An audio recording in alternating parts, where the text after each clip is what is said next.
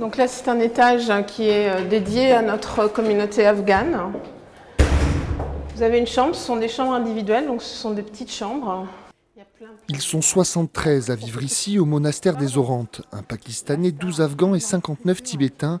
Des communautés totalement différentes qui sont en France pour la même raison, fuir la guerre dans leur pays d'origine. Sonam est tibétaine et aujourd'hui elle compte rester en France.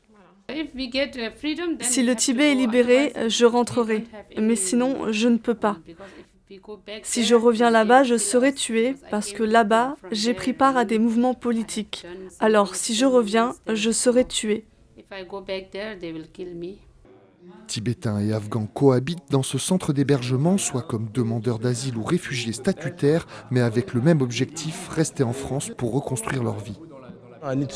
Je dois rester ici, je ne peux pas rentrer dans mon pays, ça n'est plus possible, je dois rester ici en France. J'étudie, j'apprends le français, j'ai besoin d'apprendre, c'est vraiment important.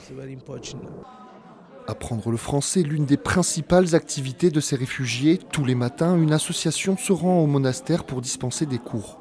Je me lave les mains, je lave mes mains à moi. L'objectif, c'est de les laisser devenir autonomes au plus vite, quoi, pour qu'ils puissent vraiment progresser, trouver du travail, s'intégrer plus facilement.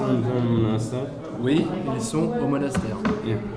Le but ici, bien sûr, ce n'est pas de les garder ad vitam aeternam.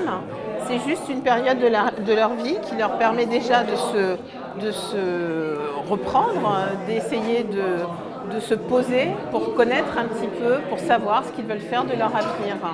Nous avons donc des réfugiés statutaires, donc ça signifie qu'ils ont obtenu le droit d'obtenir un titre de séjour de 10 ans en France et de travailler en France. C'est l'État qui choisit ensuite de les déplacer dans un autre logement ou une autre ville.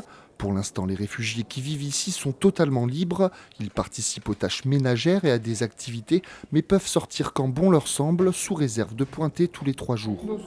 Quand on voit qu'on a plus de 60 bénévoles qui sont mis en association et qui habitent tous dans la région, et particulièrement à Bonnel, je pense que c'est un bon reflet de ce que pense la population sur ce monastère.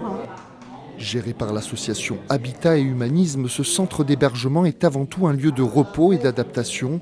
En plus des 60 bénévoles pour les ateliers et cours de français, 8 personnes travaillent ici pour prodiguer un accompagnement humain et administratif, une sorte de tremplin social vers leur nouvelle vie.